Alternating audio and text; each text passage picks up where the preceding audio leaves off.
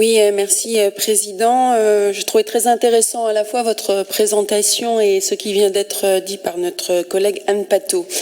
Je commencerai moi par la citation « Il n'est de richesse que d'hommes et de femmes » et effectivement, nos associations en Bretagne en comptent de très nombreux. Oui, la Bretagne est riche de ces associations, mais aujourd'hui, nos associations, elles souffrent, et vous l'avez dit, le contexte économique et financier les fragilise. Alors, moi, j'ai trouvé intéressant les grands principes qui sont rappelés dans cette charte. J'ai trouvé aussi intéressant les engagements qui peuvent être pris pour faciliter donc l'engagement bénévole, civique et social. Vous avez rappelé le mécénat de compétences. Je pense qu'il faut en faire vraiment une communication large. J'ajouterais aussi tout ce qui est service civique pour inciter les jeunes à s'engager. Mais ça, on peut compter sur eux pour le faire et sur des nobles causes en particulier. Donc oui, vous l'avez dit, il y a des risques aujourd'hui de fragilisation de nos associations.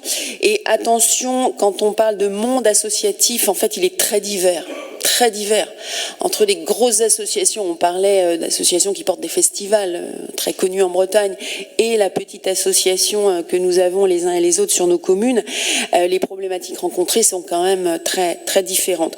Donc oui, il y a un vrai problème aujourd'hui sur le financement, avec des risques de non-soutien dans nos communes à un certain nombre d'associations. Donc elles ne sont pas toutes logées à la même enseigne et il faut être très vigilant. Alors je ne crois pas que cette charte sera de nature à conforter les financements des associations, et aujourd'hui c'est ce qu'elles attendent. De même, attention aux exigences de cette charte. Je pense qu'elles sont tout à fait partagées et partageables, mais certaines grosses associations pourront s'y plier et d'autres, ce sera plus difficile pour elles. Je pense encore une fois à toutes ces petites associations. Et est-ce que ce sera de nature à juguler ce qui aujourd'hui les inquiète, c'est-à-dire la transmission des bureaux des associations avec les présidents, les trésoriers, les secrétaires. Un engagement bénévole, c'est lourd. Ça peut être un peu à l'instar de l'engagement des ça peut mal se terminer, ça peut se terminer devant les tribunaux. Donc attention, aujourd'hui on a quand même beaucoup de présidents d'associations qui voudraient transmettre et qui ont cette difficulté-là. J'aurais une question à vous poser sur, puisque vous avez établi un état des lieux, merci, sur le contrat d'engagement républicain. Vous savez, ça a été associé à cette loi dite séparatisme. Les associations qui demandent une subvention publique devront s'engager à respecter le caractère laïque et les principes républicains dans un contrat d'engagement. À défaut, le respect de la subvention devra être remboursé. Je voulais savoir si la région avait adressé à toutes les associations qu'elle finance cette information et comment ça avait été accueilli.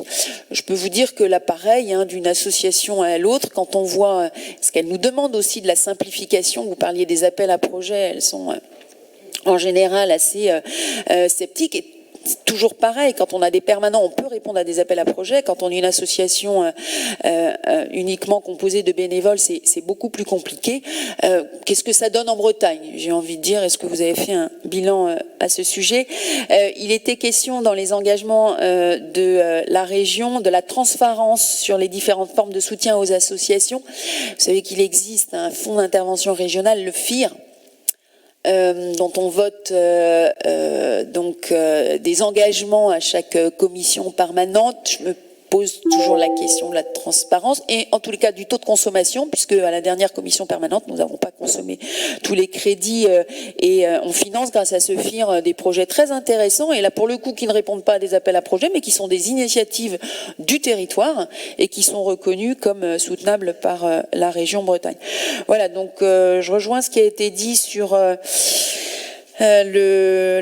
la difficulté à l'ingénierie de projet, au financement. Je ne suis pas certaine en effet que ce projet de charte y répondra, et là pour le coup il y a urgence. Je vous remercie.